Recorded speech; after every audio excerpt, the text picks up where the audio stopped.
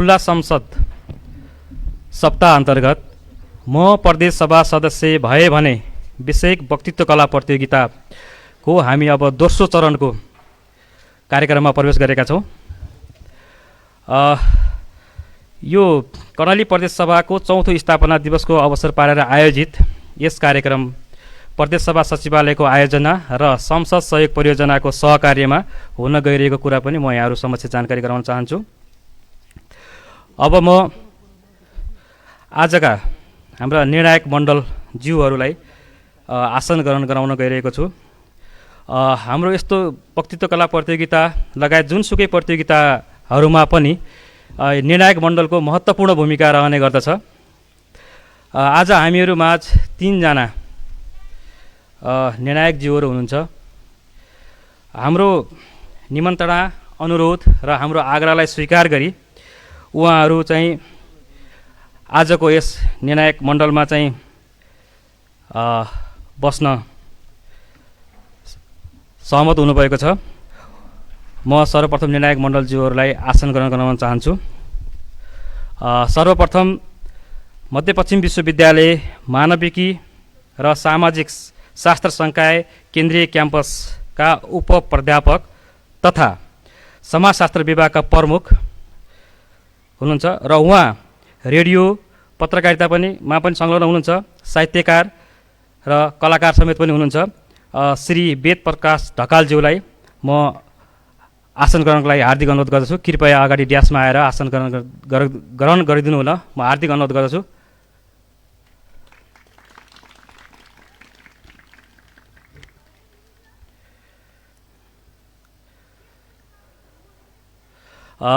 त्यसै गरी अर्का निर्णायक हुनुहुन्छ साहित्यको क्षेत्रमा कलम चलाउनु हुने तथा समाजसेवी पनि हुनुहुन्छ। उहाँ लामो समय पत्रकारितामा पनि संलग्न हुनुहुन्छ र नीति निर्माण सम्बन्धी कार्यमा परामर्शदाताको रूपमा पनि भूमिकामा पनि हुनुहुन्छ। उहाँ श्री देवकी तिमेल सिन्हाज्यूलाई पनि म अगाडि आएर आसन ग्रहण गरिदिनु न हार्दिक अनुरोध गर्दछु।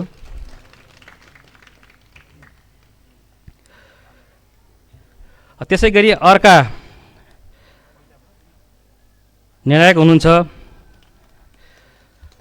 यस्तै वक्तित्व कला प्रतियोगितामा निबन्ध प्रतियोगिताहरूमा भाग लिएर झन्डै 2 दर्जनभन्दा बढी यस्ता कार्यक्रमहरूमा विजेता भइसक्नुभएका पुरस्कृत भइसक्नुभएका र राष्ट्रिय स्तरको वक्तित्व कला प्रतियोगितामा पनि उत्कृष्ट स्थान हासिल गरिसक्नुभएका जो पेसाले हाल निजामती सेवामा हुनुहुन्छ र अहिले कर्णाली प्रदेश सभा सचिवालयमा कानुन अधिकृतको रूपमा पनि कार्यरत हुनुहुन्छ श्री मदन खड्काज्यूलाई पनि म अगाडि आएर आसन ग्रहणको लागि हार्दिक अनुरोध गर्दछु।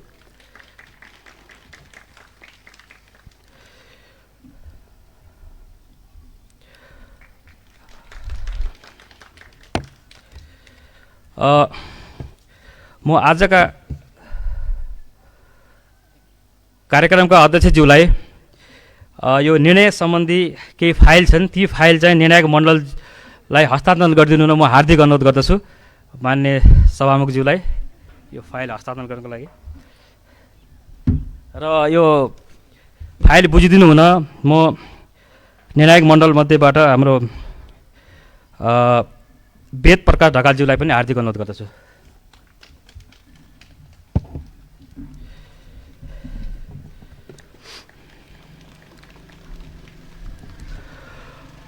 अघि मैले यहाँहरूलाई निवेदन गरेको थिएँ हाम्रो यस कार्यक्रम हाम्रो फेसबुक पेज र युट्युबबाट पनि प्रत्यक्ष प्रसारण भइरहेको छ। यहाँहरूले यस सम्बन्धी सूचना पनि आफ्नो अभिभावकज्यूलाई विद्यालयलाई पनि जानकारी गराउन सक्नुहुनेछ। आफ्नो प्रस्तुति कस्तो भयो भनेर हेर्न अनुरोध पनि गर्न सक्नुहुनेछ। यस सँगसँगै आज हामीले एउटा अर्को कार्यक्रम पनि सँगसँगै राखेका छौँ। यो हाम्रो प्रदेश सभाभित्र के कस्तो छ, प्रदेश सभाको स्ट्रक्चर कस्तो छ, बनावट कस्तो छ, विषयगत समितिहरूको चाहिँ कार्यालय कस्तो छ लगायतको हाम्रो चाहिँ यो हेर्ने कार्यक्रम पनि छ। तपाईँहरूलाई अनुकूल भएसम्म त्यो पनि भ्रमण गरेर गइदिनु होला, यो पनि अनुरोध गर्दछु म।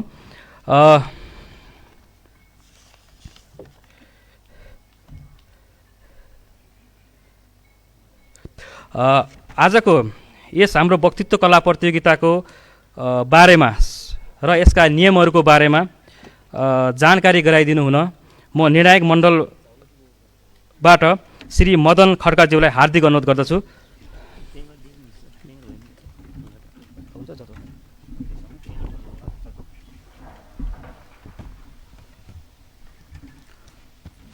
उद्घोषक राजेन्द्र सरलाई धेरै धन्यवाद छ। सभामुख महोदयज्यू, आजको यो कार्यक्रमका अध्यक्ष एवं कर्णाली प्रदेश सभाका माननीय सभामुखज्यू, उपसभामुखज्यू र कर्णाली प्रदेश सभाका प्रदेश सचिवज्यू, उपसचिवज्यू, यहाँ उपस्थित हुनुभएका विभिन्न विद्यालयका आदरणीय गुरुहरू, त्यस्तै गरी निर्णायक मण्डलमा रहनुभएका सर म्याडम, सुरक्षाकर्मी तथा सबै कर्णाली प्रदेशका कर्मचारी साथीहरू र सहभागीको रूपमा उपस्थित रहनुभएका विद्यार्थी साथीभाइहरू, यहाँहरू सबैलाई हार्दिक स्वागत गर्दै म आजको यो वक्तृत्व कला प्रतियोगिताका नियमहरूको बारेमा जानकारी गराउने अनुमति चाहन्छु। कर्णाली प्रदेश सभाको 4औं स्थापना दिवसको अवसरमा आयोजित वक्तृत्व कला प्रतियोगिताका केही नियमहरू निर्धारण गरेका छौँ। यसमा जम्मा 12वटा नियमहरू तय भएका छन्। यी नियमहरू सरसर्ती वाचन गरी सुनाउँछु। 1 नम्बरमा वक्तृत्व कला प्रतियोगिता प्रदेश सभा सदस्यको काम कर्तव्य र अधिकारको विषयमा केन्द्रित रही म प्रदेश सभा सदस्य भएँ भने भन्ने विषयमा हुनेछ। 2, प्रत्येक वक्तालाई 5 मिनटको समय निर्धारण गरिनेछ र 4 मिनटमा जनाउ घण्टी बज्नेछ। त्यस्तै 5 मिनटमा निर्धारित समय सकिएको घण्टी बज्नेछ। 3, कुनै पनि वक्ताले व्यक्तिगत तथा संस्थागत आक्षेप लाग्ने वा कुनै जात जाति, धर्म, संस्कृति, सम्प्रदायलाई आक्षेप लाग्ने अभिव्यक्ति तथा आशय दिन मिल्ने छैन। यदि त्यसो गरेमा प्राप्त गरेको अङ्कबाट केही अङ्क कट्टा गरिनेछ। 4, सहभागीले आफ्नो अनुशासनलाई उच्च ख्याल गर्नुपर्नेछ। 5, निर्धारित समयपछि बोलेको कुरालाई अङ्क प्रदान गरिने छैन र निर्धारित समयपछि अनावश्यक बोलेमा अङ्क घटाइनेछ। बुझ्नुभयो होला। निर्धारित समयसम्म बोलेको अङ्कबाट नम्बर प्राप्त हुने भयो। त्योभन्दा पछाडि राम्रो कुरा बोले पनि अङ्क दिइँदैन। नराम्रो कुरा चाहिँ बोलियो अथवा अनावश्यक कुरा बोलियो भने त्यसबाट यसअघि प्राप्त गरेको अङ्कबाट केही अङ्क घटाइने भन्न खोजिएको हो। वक्ताले गर्ने सम्बोधन बापत कुनै अङ्क नछुट्याइएका कारणले गर्दा यसलाई यहाँहरूको स्वैच्छिक रूपमा राखिएको छ। 7, समग्र प्रस्तुतिलाई प्रत्येक निर्णायकबाट 100 पूर्णाङ्कमा 5वटा मूल शीर्षक अन्तर्गत मूल्याङ्कन गरिनेछ। 8, वक्ताले बोल्ने स्थानदेखि अन्य व्यक्तिसँगको दूरी हामीले बढी नै कायम गरेका छौँ। सबै वक्ताले यो माइक्रोफोनबाट बोल्नुहुनेछ। त्यस कारणले गर्दा अरू समयमा मास्कको प्रयोग गरे तापनि बोल्ने क्रममा यहाँले मास्क झिकिदिनुहुनेछ। 9, वक्ताले बोल्नका लागि स्टेजमा गएर आफू तयार भएको सङ्केत गरेपछि मात्रै घण्टी बज्नेछ र त्यसपछि मात्रै समय गणना सुरु हुनेछ। हामीले यो नयाँ किसिमको अभ्यास जस्तो लाग्छ। धेरै विद्यार्थी भाइ बहिनीहरू आत्तिने भएको हुँदाखेरि अगाडि आएर मास्क निकालेर कम्फर्टेबल फिल गरिसकेपछि 5-10 सेकेन्डको समयमा रेडी भएपछि मात्रै, यहाँ एकजना सहकर्मी बस्नुहुन्छ, उहाँले इसारा गरिसकेपछि मात्रै हजुरहरूले बोल्न सुरु गर्नुहोला। त्यति हतार गर्नुपर्ने, आत्तिनुपर्ने छैन।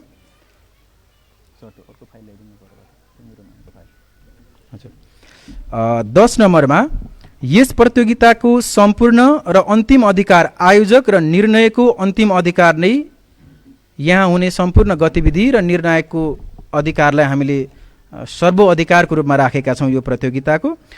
11, उत्कृष्ट हुने 5 जनालाई पुरस्कृत गरिनेछ भने सहभागीको हौसलाका लागि उत्कृष्ट 10 जनाको सूची सार्वजनिक गरिनेछ। केवल 5 जनाले पुरस्कार पाउनुहुनेछ र अरू 5 जना हौसलाको निमित्त मात्रै, केवल नाम मात्रै र विद्यालयको नाम सहित आउनेछ। 12, वक्तालाई प्रस्तुतिको लागि रोल क्रम हामीले गोला प्रथाबाट निर्धारण गरे बमोजिम नै हुनेछ। यी कुराहरू 12वटा बुँदामा यहाँ नियमहरू छन्। त्यसपछि माथि उल्लेखित नियमहरू सुनी, पढी, बुझी मन्जुरीका साथ पूर्ण पालना गर्नेछु भनी म/हामी सहभागीले हस्ताक्षर गरिदिएँ भनेर यसमा अब सहभागीकोमा यो फाइल आइपुग्नेछ। कर्मसँग आफ्नो नाम, विद्यालयको नाम लेखेर हस्ताक्षर गरेर सहयोग गरिदिनुहुनेछ। मैले अघि 100 पूर्णाङ्कको मूल्याङ्कन हुने क्रममा 5वटा उपशीर्षकहरू राखिएको जानकारी गराएँ। ती बारेमा पनि यहाँलाई जानकारी गराउँछु। विषयवस्तुको ज्ञान, यसमा 50 अङ्क निर्धारण गरिएको छ।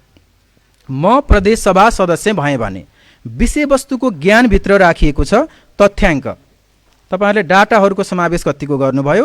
आफ्नो योजना भए भने भन्ने शीर्षक राखिएको हुनाले तपाईले आफ्नो योजनालाई कसरी प्रस्तुत गर्नुहुन्छ र विवरण लगायतका कुराहरू विषयवस्तुको ज्ञानभित्र राखेर 50 पूर्णाङ्क समावेश गरिएको छ। त्यस्तै तार्किक क्षमता तथा प्रस्तुतिकरणलाई 15 अङ्क छुट्याइएको छ। हाउभाउलाई 15 अङ्क छुट्याइएको कारण यसमा पनि हजुरहरूले उच्च प्राथमिकताका साथ आफ्नो प्रस्तुति दिनुहुनेछ। भाषा शैली तथा शाब्दिक ज्ञान सम्बन्धी पनि 15 अङ्क छुट्याइएको छ। त्यस्तै गरी समय व्यवस्थापनमा 5 अङ्क छुट्याइएको छ। यसरी कुल 100 पूर्णाङ्कमा प्रत्येक निर्णायकले आफ्नो तर्फबाट यहाँहरूलाई नम्बर प्रदान गर्नुहुनेछ। यी कुरामा अत्यन्तै चलाखी साथ सहभागीले आफ्नो सहभागितामा प्रस्तुति दिनुहुनेछ भन्ने हामीले अपेक्षा राखेका छौँ।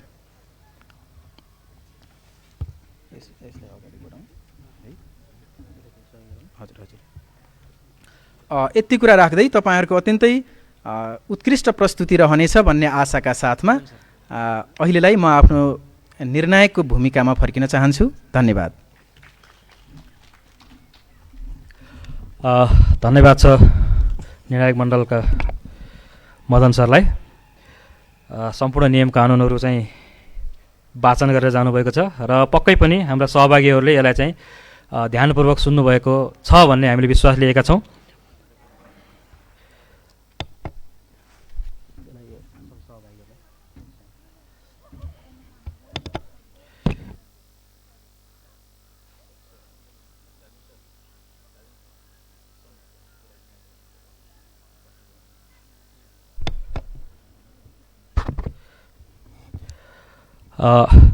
सम्पूर्ण नियम कानुनहरू सुनाइसकेर भएको छ। त्यसमा भन्दा अतिरिक्त केही रहेछन् भने केही कुराहरू परिआयो भने पनि त्यो निर्णायक मण्डलको नै अग्राधिकार हुनेछ र उहाँहरूकै निर्णयलाई नै अन्तिम हुनेछ भन्ने कुरा पनि भयो। मैले चाहिँ अब हाम्रो 5 मिनट के अरे 5 मिनट समय छ। 5 मिनटको समय बित्नुभन्दा 1 मिनट अगाडि जनाउ सूचना हुनेछ, यहाँलाई घन्टी बज्नेछ। त्यसका लागि हामीले सीता कणेल म्यामलाई अनुरोध गरेका छौँ। उहाँलाई पनि म निर्णायक मण्डलको नजिकै गएर बसिदिनु हुन म हार्दिक अनुरोध गर्दछु। म्यामलाई उता सजिलो हुन्छ कि उतै सजिलो होला जस्तो लाग्यो, उता सजिलो होला।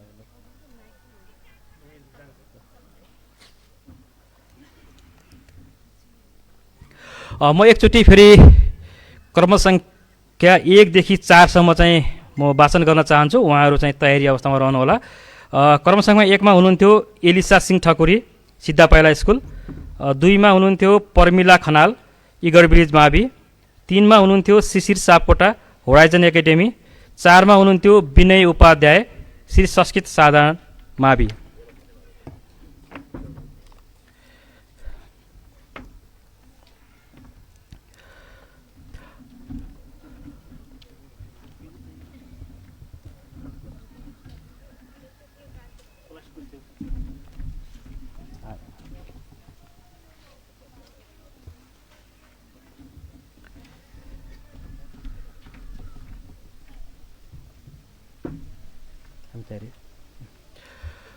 निर्णायक मण्डलको आदेशबाट अब हामी कार्यक्रम अगाडि बढाउन गइरहेका छौँ। सर्वप्रथम क्रमसङ्ख्या 1 का सहभागी भाइ हुनुहुन्छ, बहिनी हुनुहुन्छ एलिसा सिंह ठकुरी, सिद्धापाइला इङ्ग्लिस मिडियम स्कुलबाट। उहाँलाई म अगाडि स्टेजमा आएर आफ्नो प्रस्तुति राखिदिनु हुन म हार्दिक अनुरोध गर्दछु र उहाँलाई जोरदार तालीले पनि स्वागत गरिदिन अनुरोध गर्दछु।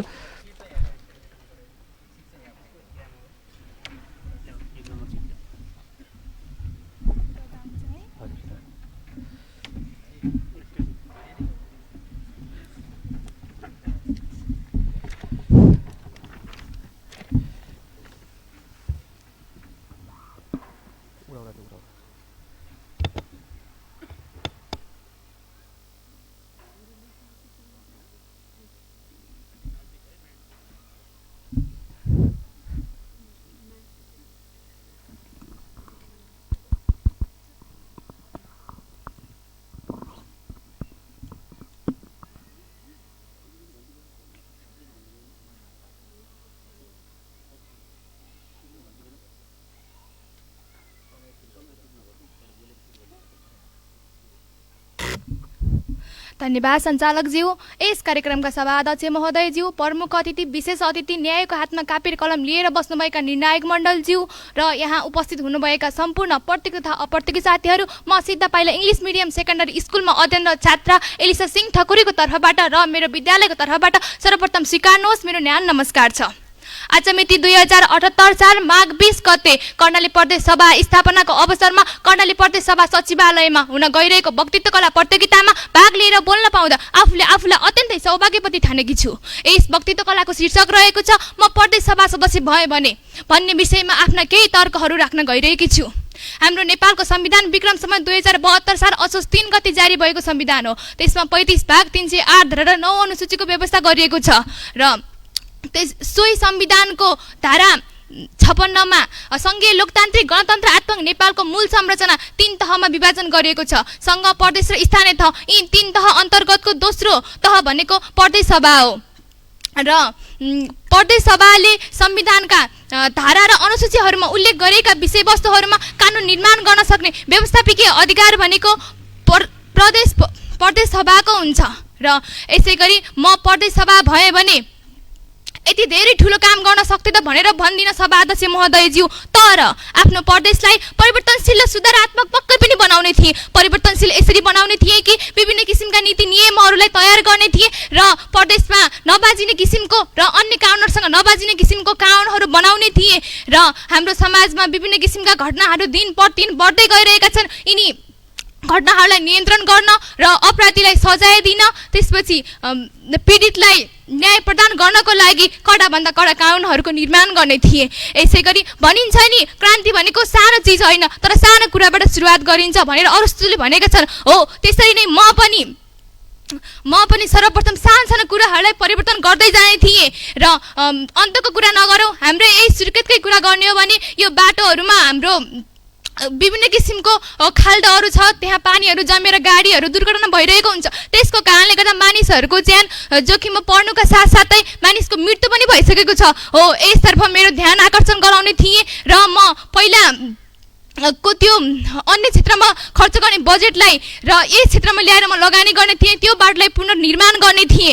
यदि म प्रदेश सभाको सदस्य भएको भए सभा अध्यक्ष महोदयज्यू यस्तो काम गर्ने थिएँ कि अहिले हाम्रो यो कोरोनाको कारणले गर्दा शिक्षा क्षेत्रमा सबैभन्दा धेरै प्रभाव परिरहेको छ र हाम्रो विद्यालयहरू बन्द छ, तर पनि हाम्रो कक्षाहरू अनलाइन क्लास सञ्चालन त भएको छ, त्यो प्रभावकारी रूपमा अगाडि बढ्न सकेको छैन। सबै ठाउँमा नेट र इन्टरनेटको पहुँच पुग्न सकेको छैन।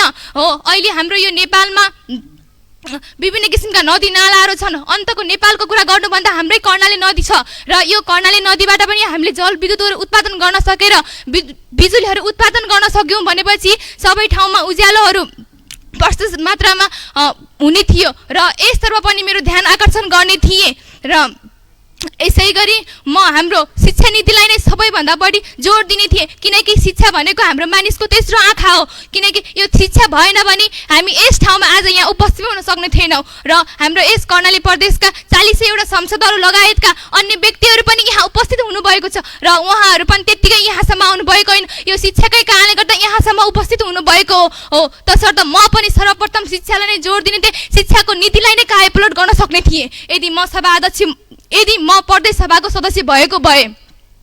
यसैगरी र हाम्रो नेपालमा विभिन्न किसिमका ज्ञान, सिप र दक्षता भएका व्यक्तिहरू विदेश पलायन भइरहेका छन् र यिनी विदेश पलायन हुनु भनेको हाम्रो देशको उन्नति विकास र प्रगति कसले गर्छ त? उनीहरू विदेश गएकै कारणले गर्दा हाम्रो नेपाल यसरी पिछडिएको हो। यसतर्फमा पनि म ध्यान आकर्षण गर्ने थिएँ कि यस्तो कानुनी व्यवस्था बनाउने थिएँ कि म प्रदेश सभाको सदस्य भएको भए यदि विदेश जानु नै छ भने पनि घुमफिर गर्नको लागि जाने र बाहिरतिर सिक्नुपर्ने कुराहरू मात्र सिकेर नेपालमा आएर त्यो कामलाई उतार्न सक्ने बनाउने थिएँ र यो समयको अभाव भएको कारणले गर्दा अन्ततः म के भन्न चाहन्छु भने अहिले नगरे कहिले गर्ने, मैले नगरे कसले गर्ने भन्ने भावनालाई सार्थकता प्रदान गर्नको लागि म प्रदेश सभाको सदस्य भएको भए आफ्नो काम कर्तव्य र अधिकारलाई निरन्तर रूपमा अगाडि बढाइरहने थिएँ। यति भन्दै मेरा 2-4 शब्द यहीँ टुङ्ग्याउँछु। हस् त, धन्यवाद। यहाँहरूको दिन शुभ रहोस्। धन्यवाद छ बहिनीलाई। अब ढिला नगरिकन क्रम सङ्ख्या 2 प्रमिला खनाल इगर ब्रिज मावि सुर्खेतबाट आफ्नो अगाडि प्रस्तुति राखिदिनु हुन म हार्दिक अनुरोध गर्दछु।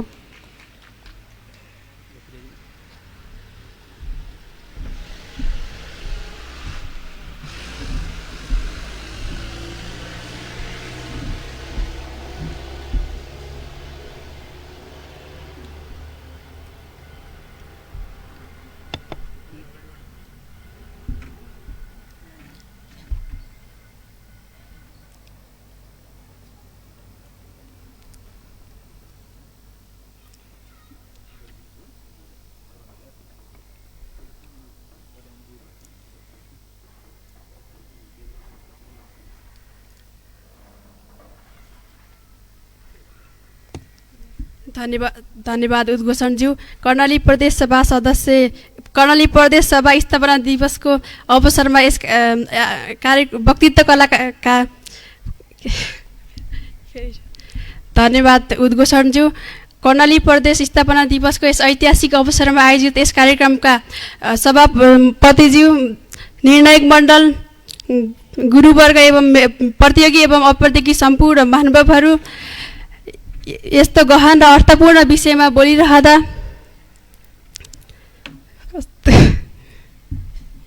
धन्यवाद। धन्यवाद छ बहिनीलाई। अब क्रम सङ्ख्या 3 का शिशिर सापकोटा सुर्खेत होराइजन एकाडेमीबाट कृपया उहाँहरूलाई तालीले चाहिँ स्वागत गरौँ त।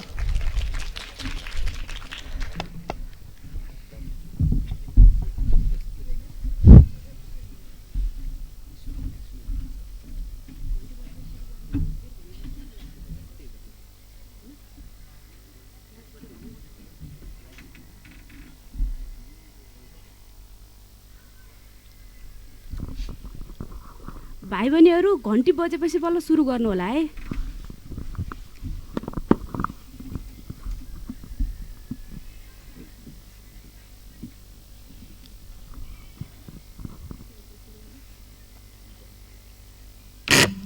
धन्यवाद उद्घोषकज्यू।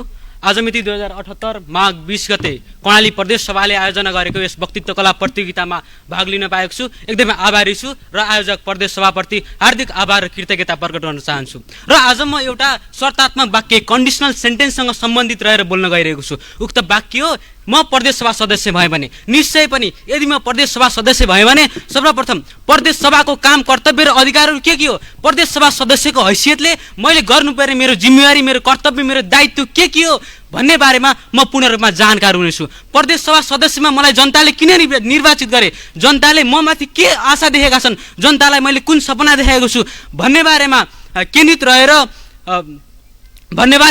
रहेर मेरो नैतिकता, मेरो जिम्मेवारी, मेरो आदर्शलाई संस्मरण गर्दै जनजीविकाको सवालमा, विकास निर्माणको सवालमा, शैक्षिक गुणस्तरको सवालमा प्रदेश सरकार र जनताप्रति सदैव उत्तरदायी भई चाणक्य नीति अनुरूप पारदर्शिता, सदाचारिता, इमान्दारिता र जिम्मेवार बोधका साथ जनतामा आफूलाई समर्पित गर्नेछु।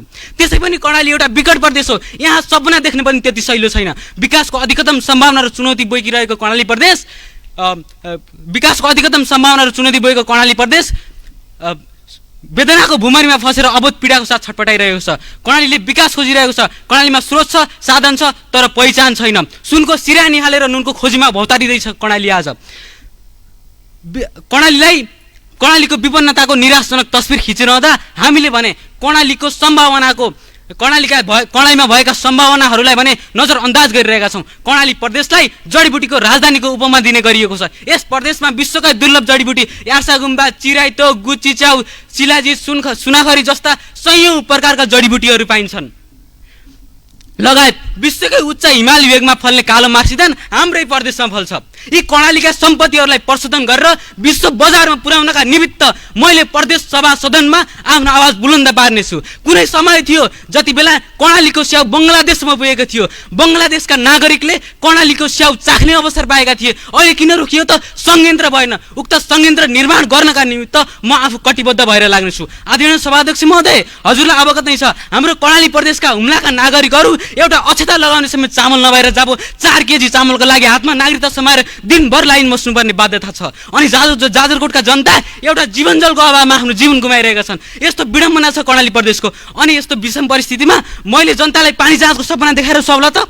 अवश्य पनि सुहाउँदैन। यति भन्दै गर्दै आदरणीय सभाध्यक्ष महोदय, मैले कर्णालीमा पानी जहाज ल्याउनु हुँदैन भन्न खोजेको पटक्कै होइन।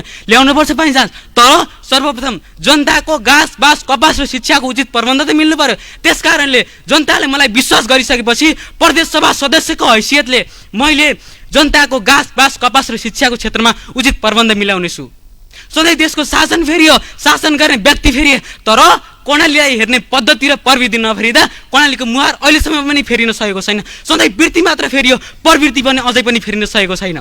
त्यस कारणले अब शिक्षाको क्षेत्रमा नयाँ क्रान्ति ल्याउन जरुरी छ, वैज्ञानिक शिक्षा प्रणालीलाई अवलम्बन गर्नुपर्ने जरुरी छ र राजनीतिमा पनि एउटा पढ्ने सहितका युवा पुस्तालाई आकर्षण गर्नुपर्ने जरुरी छ। जसरी अमेरिकन राष्ट्रपति बाराक ओबामाले रसायनशास्त्री अहमद जिबेललाई आफ्नो विज्ञान सल्लाहकारका रूपमा नियुक्त गरेका थिए। अहमद जिबेललाई अहिले वर्तमान समयको ग्यालिलियो भनेर चिनिन्छ। उनले आविष्कार गरेको लेजर स्पेक्ट्रोस्कोप नामको उपकरण विश्वको सबैभन्दा द्रुत गतिको क्यामेरा साबित भयो। त्यसकारणले प्रदेश सभा सदस्यको हैसियतले युवाहरूलाई राजनीतिमा आकर्षण गर्नुपर्ने मेरो अर्को जिम्मेवारी हुन सक्छ। त्यसकारणले प्रदेश सभा सदस्य पनि आफैमा एउटा नेतृत्व हो। त्यसकारणले जनताले मलाई विश्वास गरिसकेपछि प्रदेश सभा सदस्यको हैसियतले मैले एउटा नेतृत्वदायी भूमिका निर्वाह गर्नेछु। मैले अरूमा दोषारोप गर्न जिम्मेवारी पन्छाएर होइन, बरु गणितीय रूपमा विचारहरूलाई प्लस गर्दै जाने, विभेदहरूलाई माइनस गर्दै जाने, एकतालाई गुणान गर्दै जाने, जिम्मेवारीलाई भाग गर्दै जाने र अवसरहरूलाई बराबर गर्दै जाने सिद्धान्तलाई आत्मसात गरेर जनताप्रति समर्पित हुनेछु। अतः हाम्रो समस्या प्रतिबद्धतामा होइन, हामी संविधान, कानुन, नीति, नियम, सन्धि, सम्झौता यी अधिकांश कुरामा प्रतिबद्ध छौँ। हाम्रो व्यवहारमा विचलन छ। जबसम्म हामीले गरेका प्रतिबद्धताहरूलाई व्यवहारमा परिणत गर्न सकिँदैन नि तबसम्म समृद्ध कर्णाली, समृद्ध देशको सपना पनि देख्न सकिँदैन। त्यसकारणले प्रदेश सभा सदस्यको हैसियतले मैले जनतामाझ गरेका प्रतिबद्धताहरूलाई व्यवहारमा परिणत गर्दै चाणक्य नीति अनुरूप एउटा सबल नेतृत्व स्थापना गर्दै समृद्ध कर्णाली निर्माणमा जुट्नेछु र यहाँहरूको पनि पूर्ण साथ र सहयोगको अपेक्षा गर्दै बिदा हुन चाहन्छु। हस्त, धन्यवाद। धन्यवाद छ भाइलाई। अब क्रम सङ्ख्या 4 मा रहनुभएका विनय उपाध्याय श्री कृष्ण संस्कृत तथा साधारण माविबाट।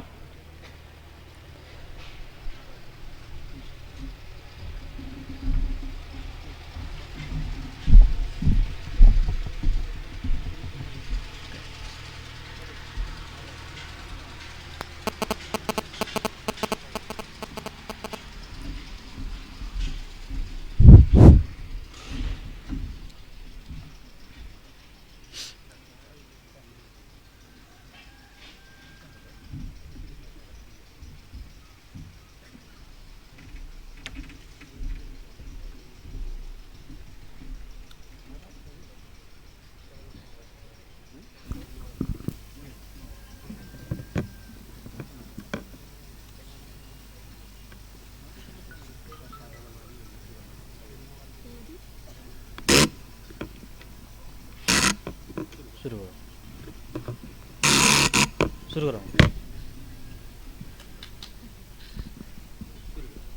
हुन्छ।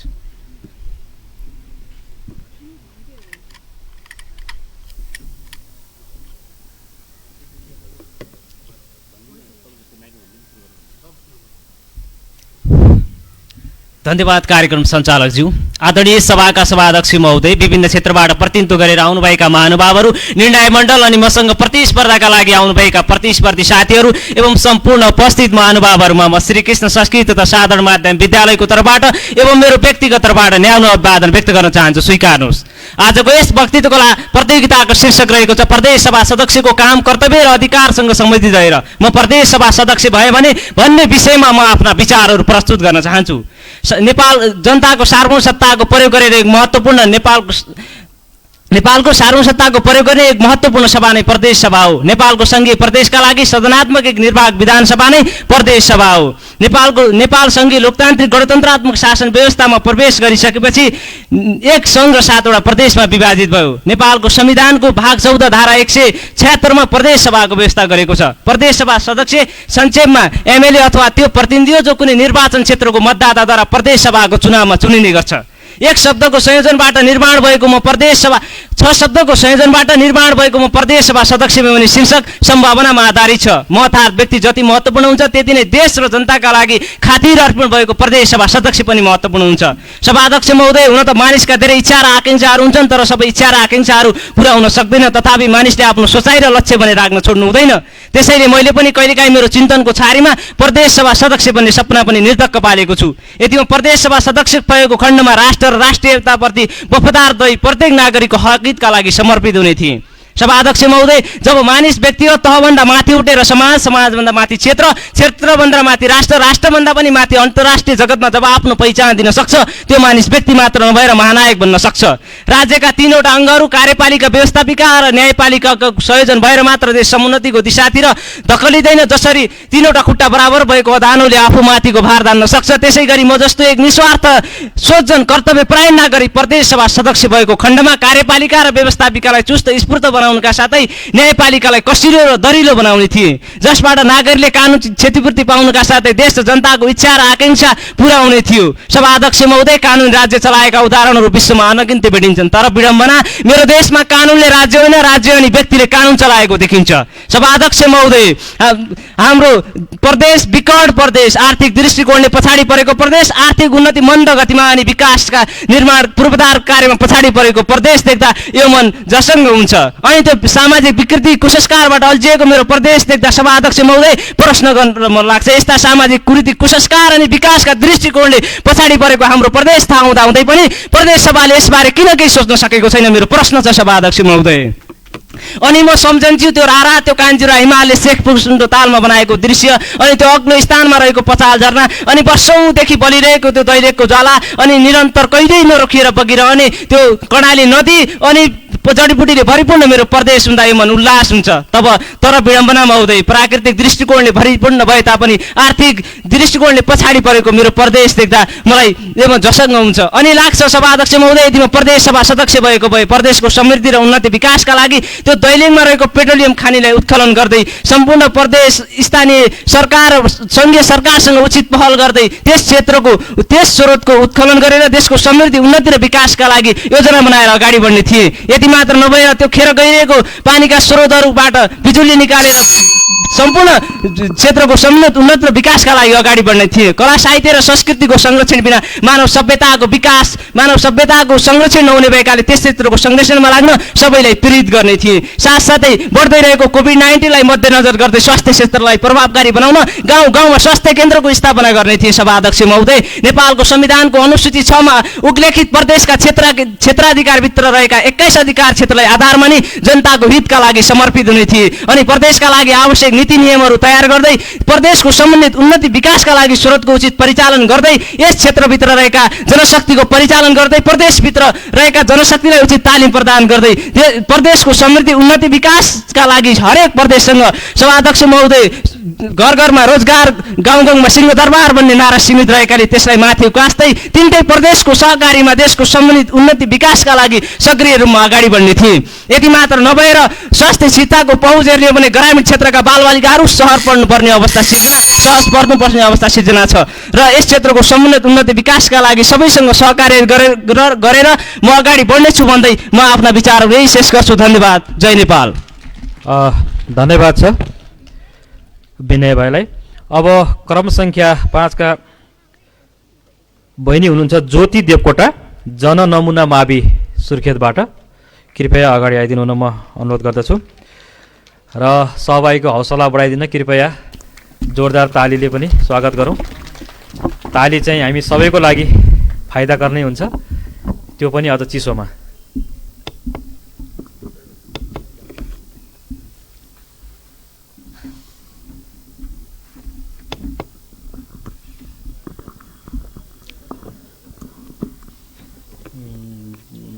एकजना भनेपछि 31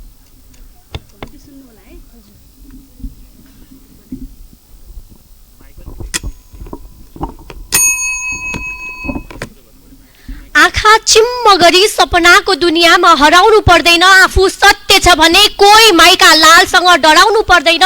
यदि म प्रदेश सभा सदस्य भए भने युवा पिँढी घाँस बाँस र कपासका लागि खाडीमा हराउनु पर्दैन अनि आम जनता पुरपुरोमा हात राखेर विकास नै भएन भनेर कराउनु पर्दैन। धन्यवाद कार्यक्रम सञ्चालकज्यू। आज हजुरहरू सामु म प्रदेश सभा सदस्य भए भन्ने विषयमा म आफ्नो भनाइ राख्दैछु। हामी विकासको निकास खोज्दै सगरमाथाको चुचुरोसम्म पुग्नका लागि सुरुवात फेदबाट गर्नुपर्छ। हो त्यही फेद हो प्रदेश सभा सदस्य, जो कुनै पनि निर्वाचन क्षेत्रको मतदाता द्वारा प्रदेश सभाको चुनावबाट चुनिने गरिन्छ। प्रदेशको आर्थिक, सामाजिक, सांस्कृतिक र भौगोलिक विकासको साँचो प्रदेश सभा सदस्यसँगै हुन्छ भन्दा फरक नपर्ला। आफ्नो अधिकारको सही सदुपयोग गर्दै क्षेत्रमा भएका समस्या समाधान गर्ने पाटोमा अगाडि बढ्ने हो भने क्षेत्र, प्रदेश र देशकै मुहार फेर्न सकिन्छ भन्ने कुरामा दुई मत छैन। पहिलेको परिप्रेक्ष्यमा भन्दा अहिलेको परिप्रेक्ष्यमा विकास त भएको छ, तर त्यो विकासले हामीले दिगो बनाउन सकिरहेका छैनौँ। निर्णायक महोदय, हामी विकास गर्ने नाममा नाला, बाटो अनि पुलको निर्माण गर्छौँ, जो केही वर्षपछि फेरि उस्तै हुन्छ। हामीले प्रदेश अस्पतालको भवन निकै आकर्षक बनाएका छौँ, तर आज डाक्टर र स्रोत साधनकै अभावका कारण स्वास्थ्य समस्या आइपर्दा लखनऊ र नेपालगञ्ज धाउनु परेको तितो यथार्थ तपाईँ हामी सम्पूर्णलाई अवगत नै छ। लासामा सुन्छ कान मेरो बुच्चे भने चाहिँ भेरी र कर्णाली आफ्नै गतिमा बगिरहेको छ अनि मैले मेरो घरमा धारामा पानी आउनका लागि आइतबार नै कुर्नुपर्ने। निर्णायक महोदय, आज हामी सम्पूर्ण यस कार्यक्रममा सहभागी भएका छौँ। हामी सम्पूर्णलाई वे तैँले त सियो पनि उत्पादन गर्न सक्दैनस् भन्दा कसको मन नरोला र आफ्नो क्षेत्रमा कल कारखानाको स्थापना गरौँ न त भनेर एउटा मात्र पाइला चाल्न खोज्दा भारतमा 2 लाखमा उपलब्ध हुने मेसिन घरको दैलामा आइपुग्दा 10 लाख हुन जान्छ। अनि कसरी हुन्छ कल कारखानाको स्थापना? भनिन्छ नि घाँटी हेरी हाड निल्नु। किसानले उत्पादन गरेको तेल बेच्ने बजार छैन, हामी रेल ल्याउने तर्खरमा छौँ। निर्णायक महोदय, लज्जाले शिर झुकाऊ, किनकि हामी एउटा यस्तो समाजका नागरिक हो जहाँ आफैले भोट गरेर जिताएको नेतालाई जनताले चिन्दैन। चुनावको बेलामा घर दैलो कार्यक्रममा हिँड्न सक्ने नेता चुनावपछि जनताको दुःख नै बुझ्दैन। कुरा अस्ति भर्खर महाधिवेशनको हो महोदय, जहाँ हामी नेतालाई त चोर भन्छन् भनेर भन्दा मनमा अलिकति पनि दुःख नदेखाई गलल 32 तारा फिजाई ती हाँस्ने तमाम नेताहरूलाई मेरो मुलुकको साझो दिने हो भने म बाजी थापेर भन्छु, मेरो मुलुकको मुहार कहिल्यै पनि फेरिँदैन। अनि हामी आम जनताहरू पुरपुरोमा हात राखेर हजुर बाउने यसै मरे, बाउने यसै मर्छन्, हाम्रो पनि यही हो गति, विकास कहिले गर्छन् भन्न बाहेक म अरू कुनै विकल्प पनि देख्दिनँ। निर्णायक महोदय, म समस्या त यहाँ हरेक क्षेत्रमा देख्छु अनि समस्याभित्रै म समाधान पनि भेट्छु। यहाँ त आम जनताहरू विकास नै भएन भनेर दिनरात नेतालाई सराप्ने अनि कर छल्ने उपाय सिक्छ। भोट हाल्ने बेलामा तिनपाने र साप्रामा बिक्छ, अयोग्यलाई पुर्याउँछ सत्तामा, योग्यको हुन्छ हार अनि कसरी सुरक्षित हुन्छ हाम्रो घरबार। यसरी हरेक कुरामा नेता र सरकारलाई मात्र दोष दिने तमाम नागरिकहरूको मानसिकतालाई बदलेर अहिले नगरे कहिले गर्ने, मैले नगरे कसले गर्ने भन्ने भावनाको बीजारोपण गराउँदै आफ्ना क्षेत्रको मानिसहरूको आधारभूत आवश्यकताको अध्ययन गरी घाँस पात, कपास, शिक्षा, स्वास्थ्य र रोजगारीका कुराको परिपूर्ति गराउँदै म आफ्नो प्रदेश सभा सदस्यको यात्रा तय गर्थे। अरे 2 दिनको जिन्दगीमा भ्रष्टाचार, ततनावमा रिस र खुट्टा तान्ने प्रवृत्ति, सत्ताको मोह आखिर केका लागि? आफ्ना क्षेत्रको मानिसको समस्या म आफू अभिभावक भएर समाधान गर्थे। यहाँ त एउटा प्रतिनिधिलाई आफ्नै क्षेत्रको मानिसले चिन्दैन, यो त आफ्नै घरको बाउलाई छोराले नचिनेको जस्तो भएन र महोदय? जताततै स्रोत साधन भएको मेरो क्षेत्रमा युवा पिँढीहरू आफ्नो सम्भावनाको समुद्रमा बेरोजगारीको अन्धकार बाहेक अरू केही देख्न नसकी आफ्नो खोरिया बाजे छोडेर कोरियातिर हानेर विवश छन्। ती तमाम युवा वर्गहरूलाई रोजगारीको सिर्जना दिनु मेरो पहिलो प्राथमिकताको विषय हुनेछ। कृषि पढेका विद्यार्थीहरूसँग समन्वयन गरेर कृषिमा आत्मनिर्भर बन्न सकिन्छ भन्ने कुरामा अघि बढ्दै कृषकको उचित मूल्याङ्कन गर्दै र कल कारखाना स्थापनाका लागि करकट्टी गर्न पहल गर्दै म आफ्नो यात्रा तय गर्थे।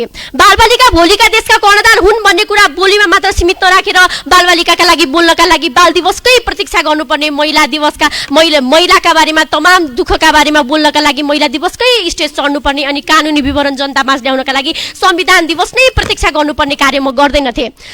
पर्यटकीय विकासलाई अँगालेर आफ्नो ओठमा एउटा मुस्कान र मस्तिष्कमा एउटा सकारात्मक सोच लिएर समाज परिवर्तन गर्ने पाटोमा अगाडि बढ्थे। अनि राजनीतिलाई एउटा फोहोर खेल भन्नेहरूका लागि म एउटा गतिलो झापड बनेर राख्थे। आज हजुरहरूले म पात्र मात्र देख्नुभयो, तर त्यो म पात्र पछाडि पनि ती तमाम पात्रहरू छन्। मलाई प्रदेश सभा सदस्य बनाउनका निमित्त मलाई यहाँहरूको साथ चाहिन्छ कि तपाईँहरू मलाई साथ दिनुहुन्छ? यो प्रश्न यहाँहरू माझ नै थाती राख्दै म शिक्षाको विद्यार्थी, राजनीति त म त्यति बुझ्दैन, तर पनि आफ्नो कार्य चाहिँ म आफ्नो जिम्मेवारीले पुरा गर्न सक्थे भन्ने विश्वासका साथ बिदा हुन्छु। हस्, धन्यवाद। यहाँहरूको दिन शुभ रहोस्।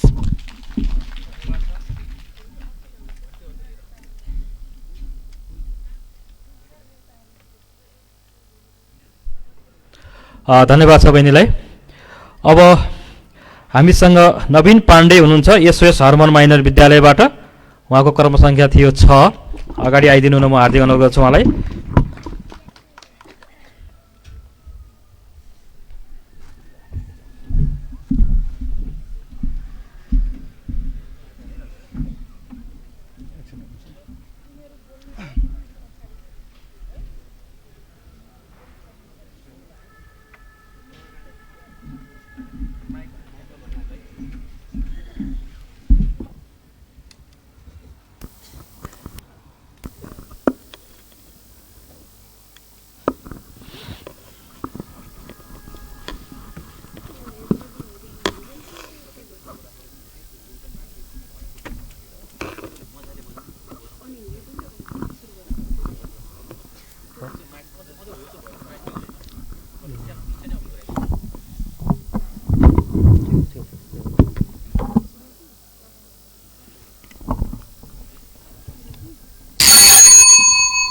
यहाँ उपस्थित सम्पूर्ण व्यक्तित्वहरूप्रति म बदलिँदो कर्णालीको सपना लिएर आएको कर्णालीको ठिटो नवीन पाण्डेको तर्फबाट टक्राउन चाहन्छु बिहानीको नमस्कार। मिति 2072 असोज 3 गतेको संविधान अनुसार नेपाल सङ्घ प्रदेश र स्थानीय गरी 3 सरकारमा विभाजित भयो र सत्केन्द्रमा मात्रै सीमित रहेको सत्ता र शक्ति गाउँ गाउँमा पुगेर सम्पूर्ण जनमानसको जिब्रोमा एउटै वाक्य झुन्डेको थियो, गाउँ गाउँमा सिंहदरबार। विशेषतः कर्णालीका मानिसहरू खुसी थिए, भनेका थिए अब हाम्रो हेला गरिएको र हेपिएको कर्णालीले अब त सुख पाउँछ कि भनेर एउटा मनमा झिनो आशा पलाएर बसेका थिए। तर विडम्बना महोदय, ती झिना आशा र यथार्थ अहिलेसम्म पनि बदलिन पाएको छैन। मानिसका दुःख कष्ट जहाँको त्यहीँ, यथार्थ त्यहीँको त्यहीँ, केवल परिवर्तन भए त सत्ता र राज्य व्यवस्था मात्रै। 25 निर्वाचित क्षेत्रबाट 40 जना सदस्य भएको यस प्रदेश सभामा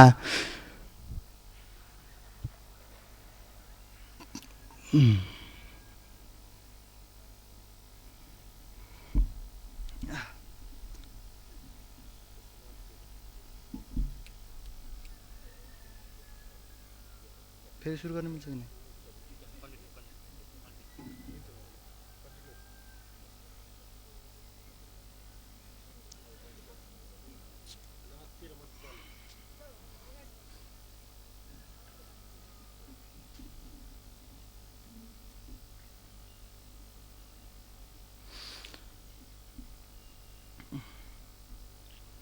माफी पाऊँ सभाध्यक्ष महोदय, तर एउटा कुरा के सत्य छ भने सत्य होला तर तितो होला। तर हामी कर्णालीवासी भने सुनको खानी माथि बसेर भिख मागिरहेको अवस्था छ महोदय। कर्णालीमा यस्तो सम्भावना, प्रचुर सम्भावना छ। जुम्ला विश्वको सबभन्दा अग्लो ठाउँमा उब्जाउ हुने रातो मार्सी चामल र रातो स्याउले खोजिरहेका छन्। उसलाई चुम्ने उजस्तै रातो ओड, छेडभरमा रङ बदल्ने सेपोक सोन्डोले खोजिरहेको छ रङ्गी बेरङ्गी नयनका दृष्टिपातहरू। कर्णालीको कला साहित्य समाज संस्कृति व्याप्त छ। संसारभरिका भोगिका भोग मेटाउन हिमालयका जडीबुटीहरू आतुर छन् रोगीका रेग मेटाउन महोदय। तर संसारभरिका सुन्दर पारखीको सुन्दरताको तिर्खा मेटाउन सजिएर बसेकी छन् स्वर्गकी अप्सरा रारा महोदय। तर पनि हाम्रो यस्तो सम्भावना भएको कर्णालीमा पनि असम्भव छ त केवल उचित नियम तर्जुमा र स्थापित नियमको कार्यान्वयन मात्रै महोदय। हामी अहिले नागराजले बनाएको त्यो कर्णाली र अहिले यो संहिताको सूत्रमा बाँधिएको मुख्यमन्त्रीको कर्णालीसम्म आएर केही भिन्नता पाइरहेको छैन महोदय। पहिला शताब्दी अगाडि बरु नेपालले तिब्बत र भारतसम्म विभिन्न व्यापार योजना गरेर रेशम मार्गबाट विभिन्न कुराहरू निर्यात गर्ने गर्दथ्यो। तर अहिले भने हाम्रो कर्णालीले विशेषतः निर्यात गरिरहेको छ बालबालिकालाई महिला बेचबिखन गरेर महोदय। यस्तो विडम्बना छ हाम्रो नेपाली समाजको। हामीले आफ्ना बालबालिका र महिलाहरूलाई बेचबिखन गरेर विदेशका महिलाहरूलाई भारतका कोठीहरूमा र बालबालिकाहरूलाई भारतका विभिन्न कल कारखानाहरूमा बेचिरहेका छौँ। उनीहरूको रुदन र चिच्चाहाट मेरो कानमा परेर रातिको निन्द्रा बिथोलिन्छ महोदय। तर पनि म बाध्य छु, म प्रदेश सभा सदस्य भएँ भने यस बाटोमा म यस झुटा आश्वासन दिएर तिनीहरूलाई आश्वासनको पहिला आशाको सगरमाथाको शिखरमा पुर्याएर पछि उनीहरूलाई आशाबाट निमोठिएर उता पार्ने अवस्था गराउने छैन महोदय। हाम्रो भने अहिले पानी र जवानी सधैँ विदेशीको गुलामी गर्नलाई मात्रै प्रयोग भइरहेको छ। पहिला भारत केन्द्रित भएको जवानी भने अहिले भारत केन्द्रित भएको जवानी भने अहिले आफ्नो देशकै खेत बाँझै छोडेर भारत तेर्सो खाडी मुलुकहरूका माफी पाऊँ धन्यवाद। कृपया अहिले हाँसिरहनु भएको छ। यो हाँस्न चाहिँ अरूको असफलतामा हाँसेर तपाईँ नै धन्यवाद छ भाइ, धन्यवाद छ तपाईँलाई। अब क्रम सङ्ख्या 7 का सुदीप भट्टराई कोपिला भ्याली स्कुलबाट हुनुहुन्छ। कृपया हामीले चाहिँ उहाँहरूलाई जोरदार तालीले स्वागत गरिदिउँ। हौसला बढ्ने रहेछ, यो सबैको पालो आउँछ पक्कै।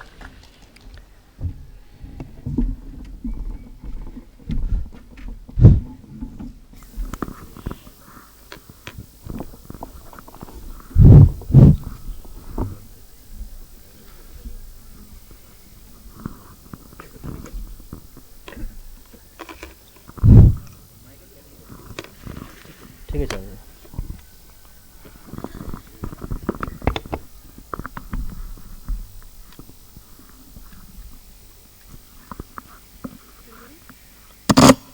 आदरणीय सभाका सभाध्यक्ष महोदय, प्रमुख अतिथि, विशेष अतिथि, निर्णायक मण्डल तथा उपस्थित हुनुभएका सम्पूर्ण मेरा गुरुवर्ग र विद्यार्थी साथीभाइहरूमा म सुधी भट्टराई र मेरो विद्यालय कोपिला भ्याली स्कुलको तर्फबाट हार्दिक नमन टक्राउन चाहन्छु, स्वीकार्नुहोस्। आज यस कर्णाली सभाको स्थापना दिवसको अवसरमा वक्तृत्व कला प्रतियोगिता आयोजना गर्नुभएकोमा म आयोजक टिमप्रति धेरै नै आभार छु। अब म ढिला नगरी आफ्नो विषयवस्तुतर्फ लाग्दछु। पृथ्वीको एक सुन्दर र स्वर्गभन्दा पनि आनन्दमय ठाउँ एसिया महादेशको नेपाल, जुन हिमालको काखमा अवस्थित छ। विक्रम सम्वत 2072 सालभन्दा अगाडि अञ्चल र विकास क्षेत्रमा विभाजन भएको मेरो प्रदेश 72 सालको संविधानपछि सङ्घीय लोकतान्त्रिक भयो, जहाँ प्रदेश, स्थानीय र केन्द्र सरकारको स्थापना भयो।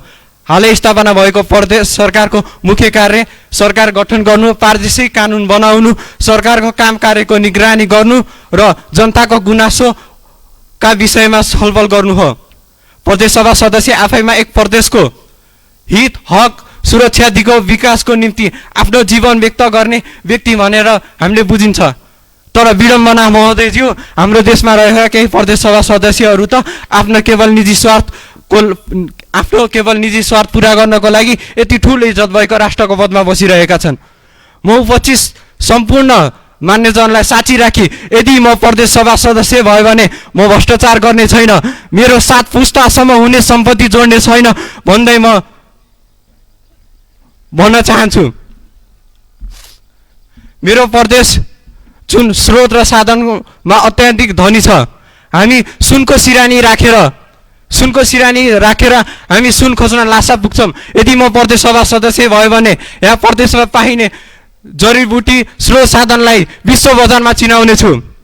म प्रदेश सभा सदस्य भयो भने यो काम गर्छु, त्यो काम गर्छु भनेर हजुरहरूको सामु कुरा गर्नु त इन्द्रको अगाडि स्वर्गको बयान गर्नु हो महोदयज्यू।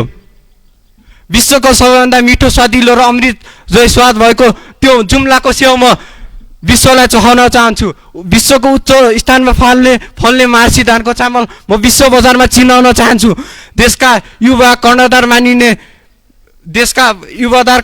कर्णधार मानिने युवाहरू जो गाउँका ठुला बडा साहुहरूसँग ढाड सेक्ने गरी चर्को ब्याजमा ऋण लियो, मरुभूमिमा आफ्नो रगत पसिना बगाइरहेका छन्। म ती युवाहरूलाई रोजगारको अवसर दिन सक्छु भन्ने मलाई ममाथि पूर्ण विश्वास छ। दुर्गम क्षेत्रमा रहेको मेरो प्रदेश, जहाँ हरेक साल खाद्यको अभाव पर्छ, जहाँ विद्यार्थीहरूले समयमा शैक्षिक सामान उपलब्ध गराउन सकिएको छैन, यदि म प्रदेश सभा सदस्य भयो भने त्यस समस्याको हल गर्नेछु। अन्धकारमा रहेको मेरो प्रदेश, जसले नेपाल आमालाई उज्यालो ज्योति दिने क्षमता छ, हुम्लाबाट बग्ने कर्णाली, डोल्पाबाट बग्ने भेरी र जुम्लाबाट बग्ने तिला नदीबाट 6000 मेगावाट भन्दा बढी विद्युत उत्पादन गर्न सकिन्छ। यदि म प्रदेश सभा सदस्य भयो भने म प्रदेश सरकार र स्थानीय सरकारलाई त्यस विषयमा ध्यान आकर्षण गराउनेछु।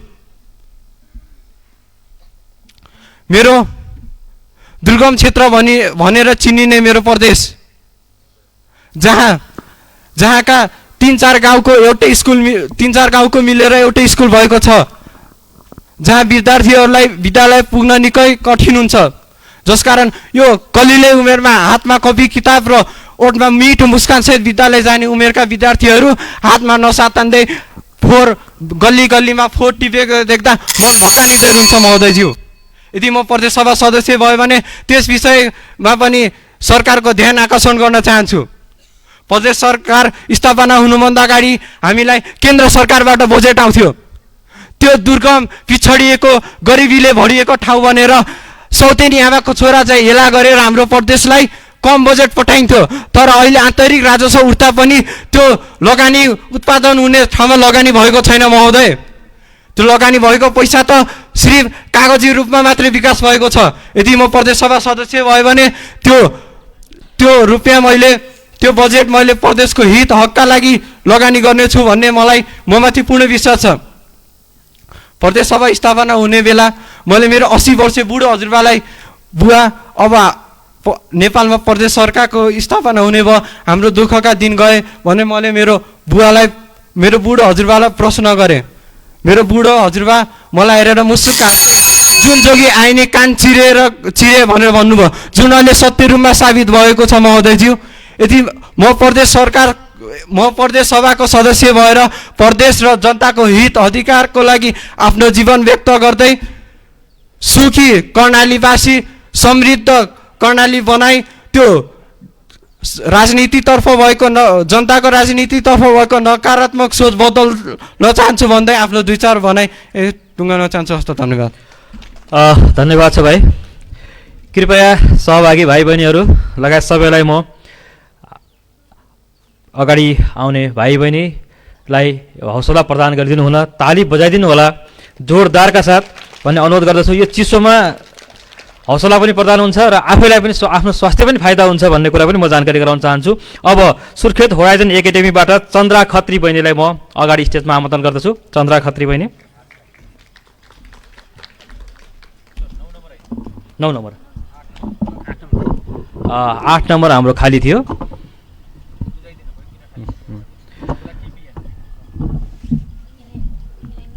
एकजना सहभागी कम गर्नुभएको थियो हामीसित।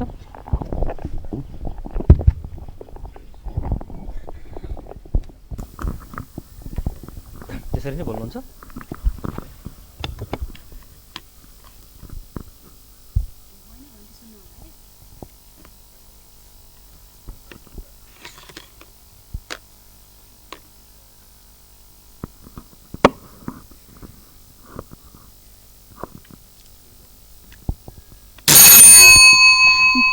गल्लीमा बाटोमा खाल्दै खाल्डाको मैदान, गल्लीमा बाटोमा खाल्दै खाल्डाको मैदान, आफ्नै घरमा पासो लगाई झुन्डिँदैछन् किसान। सिग्नलको ट्राफिक 500 रुपैयाँमा मेहरबान, सिग्नलको ट्राफिक 500 रुपैयाँमा मेहरबान। तर पनि गर्वका साथ भन्दैछु मेरो देश महान, तर पनि गर्वका साथ भन्दैछु मेरो देश महान। हजारौं शहीदहरूको त्याग समर्पण र बलिदानको फलस्वरूप आएको नेपाली जनतामा निहित सार्वभौम सत्ता सम्पन्न संघीय लोकतान्त्रिक गणतन्त्रात्मक राज्यले अपनाएको विकेन्द्रीकरणको नीति अनुसार कर्णाली प्रदेशको जन्म भयो। प्रदेशका विभिन्न निर्वाचन क्षेत्रहरूबाट जननिर्वाचित प्रतिनिधिहरूद्वारा प्रदेश सभाको निर्माण भयो। विकासका कार्ययोजनाहरू थालनी भएर केही हदसम्म कार्यान्वयन पनि भए, तर विडम्बना। जल जमिन जंगल जडीबुटी र जैविक विविधताको विपुल निधिले भरिपूर्ण कर्णाली प्रदेशको भौगोलिक विकटता, गरिबी, अशिक्षा, राजनीतिक अचेतना र अपारदर्शिताले गर्दा विकासका कार्यहरूले तीव्रता लिन सकेनन्। गाउँ गाउँमा सिंहदरबारको अवधारणा आई सँगसँगै राजा बन्न चाहनेहरू बीच होडबाजी चल्दै गयो र विकासका कार्यहरू समाज केन्द्रित भन्दा व्यक्ति केन्द्रित हुँदै गए। यदि म कर्णाली प्रदेश सभाको सदस्य भए भने जनमत, जनआदर्श, जनभावनाको कदर गर्दै सबै जिल्लाको समानुपातिक विकासलाई प्राथमिकतामा राख्नेछु। सर्वप्रथम त भ्रष्टाचार, दुराचार र व्यभिचारको अन्त्य गरी पारदर्शी र जनउत्तरदायी सरकारको निर्माण गर्नका लागि आफ्नो प्रयत्न थालनी गर्नेछु। सबै जनताका लागि नाना खाना छाना, शिक्षा र स्वास्थ्यको सुविधाको सुनिश्चित गर्नका लागि आवश्यक नीति तथा कार्यक्रमहरू सञ्चालनमा ल्याउनेछु। प्रदेशका सबै जिल्लाहरूमा सुरक्षित, भरपर्दो एवं गुणस्तरीय यातायातको सुविधा प्रदान गरी सर्वसुलभ शिक्षा तथा स्वास्थ्य सुविधा प्रदान गर्नका लागि आवश्यक नीति तथा कार्यक्रम सञ्चालन गर्नका लागि सम्बन्धित मन्त्रालयसँग सहकार्य र साझेदारी गर्दै अघि बढ्नेछु। हिमालका यार्सा, गुच्ची, च्याउ र झ्याउ लगायत जुम्लाको मार्चिदान अनि हुम्लाको लालित्यले भरेको रसिलो स्याउको उत्पादनमा वैज्ञानिकरण गरी त्यसको प्रशोधन, भण्डारण र बजारीकरण गर्नका लागि आवश्यक नीति तथा कार्यक्रमहरू सञ्चालनमा ल्याउनेछु। प्रदेशमा रहेका बेरोजगार युवा जनशक्तिको प्रयोग गरी डोल्पा हुँदै बग्ने भेरी, हुम्ला हुँदै बग्ने कर्णाली अनि जुम्ला हुँदै बग्ने अन्य नदी नालाबाट विद्युत उत्पादन गरी अझ पनि टुकी र मोइन बाली पढ्न बाध्य भएका विद्यार्थीहरूको समस्यालाई हटाउनका लागि जलस्रोत तथा ऊर्जा विकास मन्त्रालयसँग सहकार्य गर्दै अघि बढ्नेछु। कठिन भूधरातल भएको ठाउँमा सौर्य ऊर्जा, बायो ऊर्जा तथा लघु जलविद्युत जस्ता आयोजनाहरूको निर्माण गरी व्यक्तिहरूलाई र जनताहरूलाई सुविधा प्रदान गर्नका लागि स्थानीय निकायसँग सरोकार गर्दै अघि बढ्नेछु। दैलेखको श्रीस्थान नाभिस्थानमा रहेको पेट्रोल खानीको उत्खनन गरी त्यसलाई प्रशोधन गरी त्यसलाई प्रयोगमा ल्याएर पेट्रोलियम पदार्थको परनिर्भरता हटाउनका लागि आफ्ना कार्ययोजनाहरू थालनी गर्नेछु। सिजाको खस इतिहास, मुगुको राराताल र रारा राष्ट्रिय निकुञ्ज, डोल्पाको सेफोक सुण्डो ताल र सेफोक सुण्डो राष्ट्रिय निकुञ्ज, कालीकोटको पाचाल झरना, सुर्खेतको काँक्रेबिहार तथा देउदी बजार लगायतका पर्यटकीय क्षेत्रहरूको संरक्षण र सम्वर्धन गरी पर्यटन व्यवसायलाई रोजगार तथा व्यापारको दरिलो खम्बा बनाउनका लागि उद्योग पर्यटन वन तथा वातावरण मन्त्रालयसँग सामु पहल गरेर विकासका योजनाहरू थालनीको लागि अघि बढ्नेछु। यदि म कर्णाली प्रदेश सभाको सदस्य भए भने समाजमा रहेका कुरीति र कुसंस्कृतिहरूलाई अन्त्य गरी तिनीहरूलाई जडदेखि उखेलेर फाल्नका लागि आवश्यक नीति नियम तथा जनसमुदायमा सचेतनामूलक शिक्षाको सुनिश्चितता गर्नका लागि अघि बढ्नेछु। प्रदेशमा रहेका राउटे माझी तथा बादी लगायतका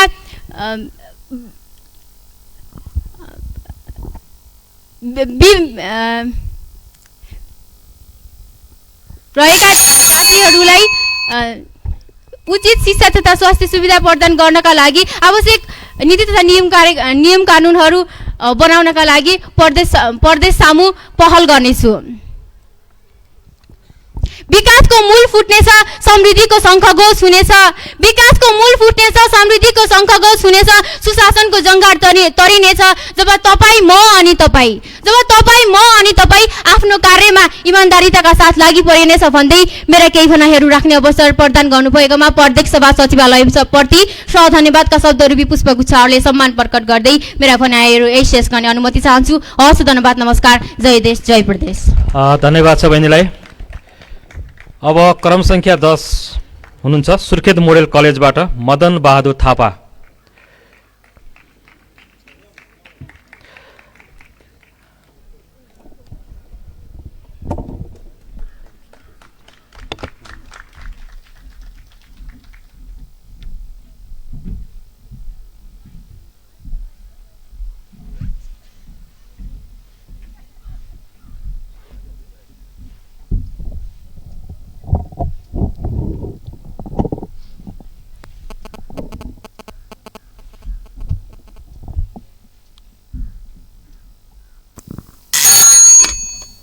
धन्यवाद कार्यक्रम सञ्चालकज्यू, आदरणीय सुसमारोहका सभापति महोदय, सम्माननीय प्रमुख अतिथिज्यू, विशेष अतिथिज्यू र यहाँ मञ्चमा उपस्थित सम्पूर्ण सम्माननीय अतिथिजनहरू र निर्णायक मण्डल, प्रतिस्पर्धी साथीहरू सम्पूर्णमा म मोडेल कलेज सुर्खेत मोडेल कलेजको तर्फबाट र मेरो व्यक्तिगत तर्फबाट न्यानो अभिवादन टक्र्याउन चाहन्छु, स्वीकार्नुहोस्। आज यस प्रदेश सभाको 4औं स्थापना दिवसको अवसरमा प्रदेश स्तरीय खुल्ला वक्तृत्व कला प्रतियोगिता आयोजना गरेर आफ्ना भनाइहरू राख्ने अवसर दिनुभएकोमा प्रदेश सभाप्रति म आभार प्रकट गर्न चाहन्छु।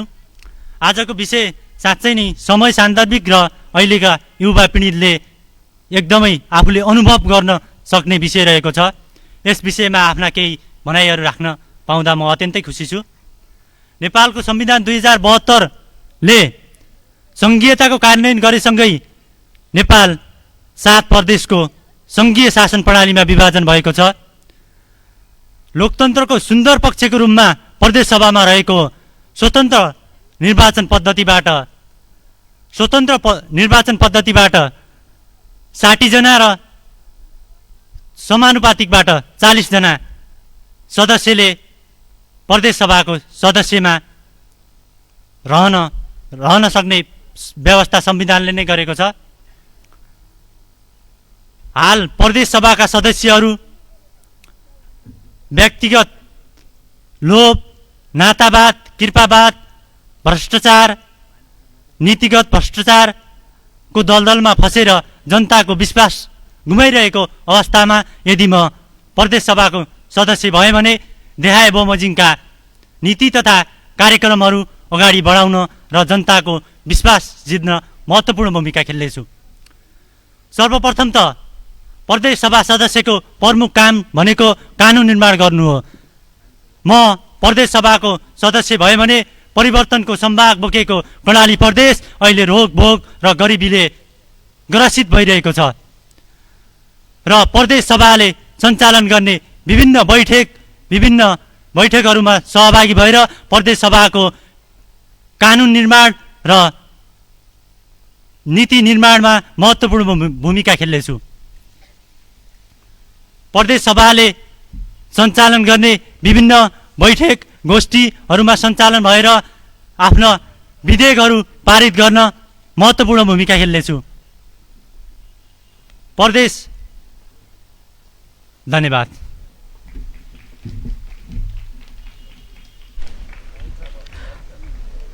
पानी पऱ्यो। धन्यवाद छ भाइलाई। हामीलाई मौसमले पूर्ण रूपमा साथ दिएको छैन, पानी परेको छ।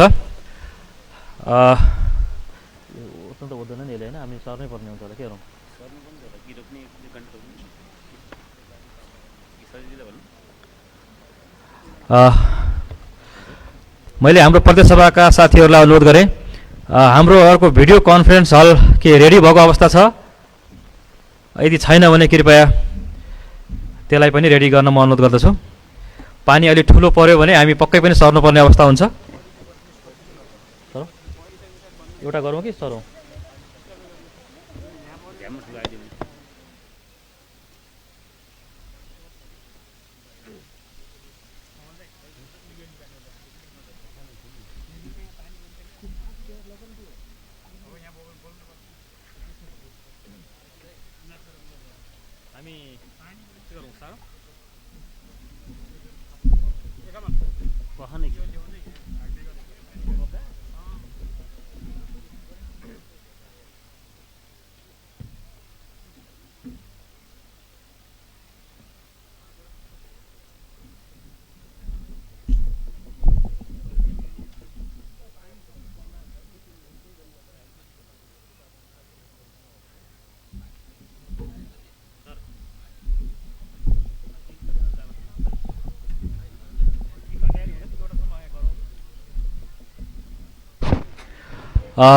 हामीलाई मौसमले साथ नदिएको हुनाले हामी उता प्राविधिक तयारी गर्दैछौँ। त्यसभन्दा अगाडि हामी मौसमले साथ दिँदासम्म कार्यक्रम यही सञ्चालन गर्ने निर्णायक मण्डलको चाहिँ आदेशअनुसार म क्रम सङ्ख्या 11 का आशिका रावल कोपिला भ्याली स्कुलबाट उहाँलाई म अगाडि आमन्त्रित गर्दछु। उहाँ चाहिँ बोल्दा बोल्दै पानी धेरै पर्यो भने हामी उहाँलाई फेरि पुनः मौका दिनेछौँ भन्दै म उहाँलाई चाहिँ आफ्नो उपस्थिति राख्न अनुरोध गर्दछु।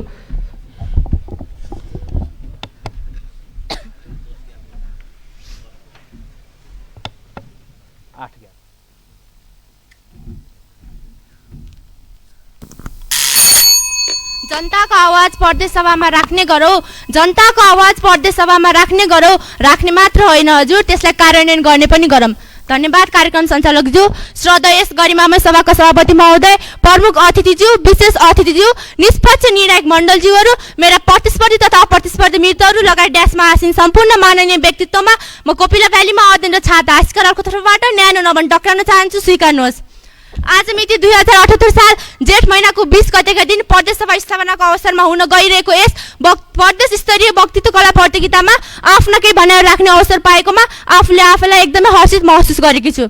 म प्रदेश सभा सदस्य भए भन्ने शीर्षकमा आफ्नो केही भनाइ राख्ने अनुमति चाहन्छु। सर्वप्रथम एसियाको माझमान हिमालको काखमा रहेको त्यो सिन्धुमा हराएको बिन्दु मेरो राष्ट्र नेपाल एक प्रजातान्त्रिक राष्ट्र हो। पृथ्वीनारायण शाहद्वारा एकीकरण गरिएको मेरो देश नेपालको नयाँ संविधान 2072 अन्तर्गत 77 जिल्ला गरी 7 प्रदेशमा टुक्रिएको छ। प्रत्येक प्रदेशमा आफ्नो प्रदेश सभा रहेको हुन्छ जसमा व्यवस्थापिकाको व्यवस्था पनि मिलाएको हुन्छ। प्रतिनिधि सभाभन्दा दोब्बर सदस्य प्रदेश सभामा रहेका हुन्छन्। अरू प्रदेशभन्दा कम ध्यान दिएको अनि पिछडिएको मेरो यस कर्णाली प्रदेशमा जम्मा जम्मी 10वटा जिल्ला रहेका छन्। महोदय, वरदान स्वरूप प्राकृतिक सुन्दरता खनाइएको अनि त्यो डाफी मुनाले आएर सुटुक्क लुकामारी खेल्ने स्वर्गको एउटा सुन्दर टुक्रा मेरो यस कर्णाली प्रदेशको। यदि म प्रदेश सभा सदस्य भयो भने आफ्नो सामर्थ्य, बल, बुद्धि र साहसबाट उचित विकल्पको प्रयोग गरी यस प्रदेशको चौतर्फी विकास गर्ने एक सामर्थ्य व्यक्तित्व हुन्थे। तर यहाँ उपस्थित माननीय व्यक्तित्वको अगाडि मैले फलानु गर्थे, हलानु गर्थे, यो गर्थे, त्यो गर्थे भन्नु त इन्द्रको अगाडि स्वर्गको बयान गर्नु जस्तो भएको होला। तर हाम्रो यस प्रदेशमा रहेका ती वरदान स्वरूप प्राप्त ती छलछल बगिरहेका झरनाको त्यो चिसो अमृत र पानीलाई विश्व बजारको मानिसले चखाउँथे। म कुनै पनि घरमा चाडपर्व आउँदा टीका लगाई आशीर्वाद दिने क्रममा राजाको मानो चाखेस भन्ने मेरी ती बुढी आमाले आजभोलि नानी डाक्टर बन्नु, इन्जिनियर बन्नु, पाइलट बन्नु, तर एउटा नेता कदापि नबन्नु भन्ने आशीर्वाद दिनुहुन्छ। हाँसो मजाकमा होस् या ख्याल ठट्टामा होस्, व्यङ्ग्यात्मक रूपमा राजनीतिलाई बिना नियमको खेलिने खेल भनेर चिन्ने गरिन्छ, जसका मुख्य कारण हुन् ती हाम्रो राजनीतिमा रहेका काला धप्पाहरू जसले हाम्रो राष्ट्रलाई खोक्लो बनाइरहेका छन्। प्रदेशमा शान्ति सुरक्षा कायम गर्ने, विभिन्न पूर्वाधारहरूको विकास गर्ने जस्ता महान कर्तव्य बोकेको यदि म मेरो प्रदेशको प्रदेश सभा भयो भने यहाँ उपस्थित लाखौँ लाख ती सम्भावनाका तारे भिडमा मोतीलुङ फुलाउँथे। यति मात्र होइन, सधैँ आफ्नो घरमा ससाना लाला बालाले स्याहारदानी हुर्काउँदै गरेका ती चेलीहरूलाई स्वर्णिम अवसर प्रदान गरी उनीहरूलाई विश्व बजारमा बिक्न सक्ने एक प्रतिस्पर्धीका रूपमा खडा पार्थे। मै खाऊ मैलाऊ भन्ने तुच्छ सोच बोकेको हाडी गोप्टे समाजमा हुर्केकी म एक चेलीले यस प्रदेशको प्रदेश सभा भई भोलि भविष्यका करदारको निम्ति एक असल प्रेरणाको उदाहरणीय मूर्तिका रूपमा खडा भई यस प्रदेशको चौथो फेरि विकास गर्नेछु। महोदय, जब एक नजरमा आफ्नो घरको त्यो घर छेउको सडकमा हेर्छु तब मलाई हाँसो उठेर आउँछ। बर्खायाममा रोपाइ गर्न मिल्ने ती सडकहरू सडक विकासको लागि आएको बजेट खोइ भने आफूलाई प्रश्न गर्छु अनि मनमा एउटा नरमाइलो चस्का पस्छ। यति मात्र होइन, जब कुनै पनि सरकारी कार्यालयमा म केही आफ्नो कामले गएको हुन्छु तब एउटा सुटुक्क पारेर एउटा हाम्रो सरकारी ड्रेसमा उभिएको व्यक्तिले आफ्नो काम अगाडि गरेको देख्दा आफूलाई धिक्कार्छु अनि भन्छु खोइ त त्यो हाम्रो समृद्ध नेपालको त्यो हाम्रो समृद्ध सभ्य नागरिक खोइ भन्छु। आज म यही मञ्चबाट बुलन्द आवाजको साथ प्रश्न गर्न चाहन्छु कि बिना स्वार्थ कोही मानिस पनि राजनीतिमा प्रवेश गर्दैन, झन् उसमा आफ्नो व्यक्तिगत स्वार्थ बढी लुकेको हुन्छ कि कसरी आफ्ना साथ पुस्तालाई पुग्ने सम्पत्ति जम्मा गरौँ भनेर। तर एउटा जनताको सेवक भएर खडा भइसकेपछि आफ्नो स्वार्थलाई मध्यनजर गर्दै एउटा जनताको स्वार्थलाई पनि परिपूर्ति गर्न एकदमै आवश्यक छ। प्राकृतिक सुन्दरताले भरिपूर्ण मेरो यस कर्णाली प्रदेशको भौगोलिक कठिनाइलाई मध्यनजर गर्दै सडक निर्माण गरी यातायातको राम्रो व्यवस्था गरी त्यो विभिन्न जुम्ला जस्तो विकट ठाउँमा पाइने ऐसा गुम्बा जस्तो बहुमूल्य जडीबुटीहरूको व्यापारका साथसाथै पर्यटक व्यवसायलाई पनि अगाडि बढाउनु छ मैले। हुन त सम्पूर्ण माननीय व्यक्तित्वहरूले प्रदेश सभा सदस्य हुनु अघि आफ्नो प्रदेशको विकास गर्ने नियतका साथ अघि बढेका हुन्छन्। तर यदि म प्रदेश सभा सदस्य भयो भने राजधानीलाई छोडेर त्यो डोल्पाको एउटा विकट गाउँबाट विकासको कार्य थालनी गर्नेछु। महोदय, भनिन्छ नि बोलेर होइन गरेर देखाउनु पर्छ हो। यदि म प्रदेश सभाको सदस्य भयो भने यहाँ उपस्थित सम्पूर्ण माननीय व्यक्तित्वलाई साक्षी राखेर दावाका साथ भन्न सक्छु कि सकारात्मक परिवर्तनको सुरुवात म आफैबाट गरी मेरो समृद्ध प्रदेशको स्थापना गर्नेछु। हामी सम्पूर्ण प्रदेशवासीको ढुकढुको यस प्रदेशमा बसोबास गर्ने मानिसको जनजीवन अझै पनि सन्तोष छैन। चारैतिर गरिबी व्याप्त रूपमा फैलेको छ, विभिन्न पूर्वाधारहरूको अभाव छ। यहाँ विभिन्न सम्भावना रहेका छन्। सबै सम्भावनालाई मध्यनजर गर्दै हामी सबैले एकजुट भई समृद्ध कर्णाली प्रदेश निर्माण गर्नुपर्छ भन्दै म आफ्ना दुई शब्दलाई यही टुङ्गाउँदै शब्दरूपी फुलका गुच्छाले आयोजक मण्डलप्रति हार्दिक आभार व्यक्त गर्दै आफ्ना दुई शब्द यही टुङ्गाउँछु। हस्त, धन्यवाद। जय नेपाल। हजुरको पाकी फल शुभ रहोस्।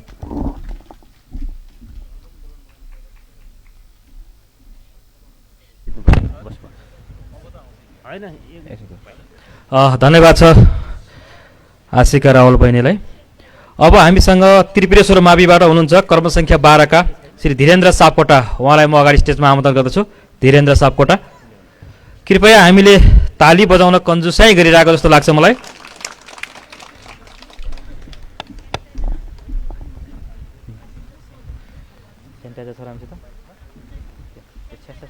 त्यहाँ अलिकति लगाइदिनु हुन्थ्यो कि त्यो माइक स्पिकर।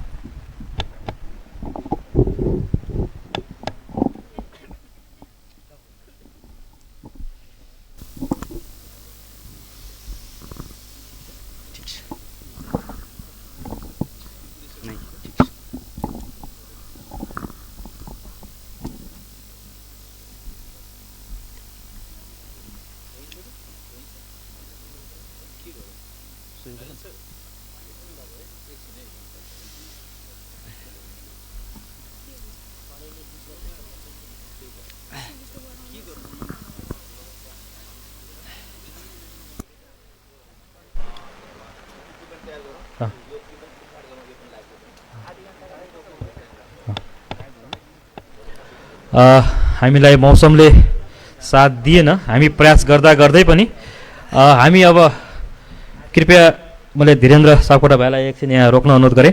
अब हामी अर्को ठाउँमा व्यवस्थापन गर्छौँ। हामी 10 मिनट जति ब्रेक लिएर हामी पुनः यसलाई सुरु गर्नेछौँ। हाम्रो चाहिँ भिडियो कन्फरेन्स हलमा हाम्रो प्रदेश सभा सचिवालयका साथीहरूले सहजीकरण गरिदिनुहुन्छ। भिडियो कन्फरेन्स हलमा गइदिनु हुन म हार्दिक अनुरोध गर्दछु। हामी प्राविधिक तयारी गरेर फेरि त्यहाँ पुनः उपस्थित हुनेछौँ।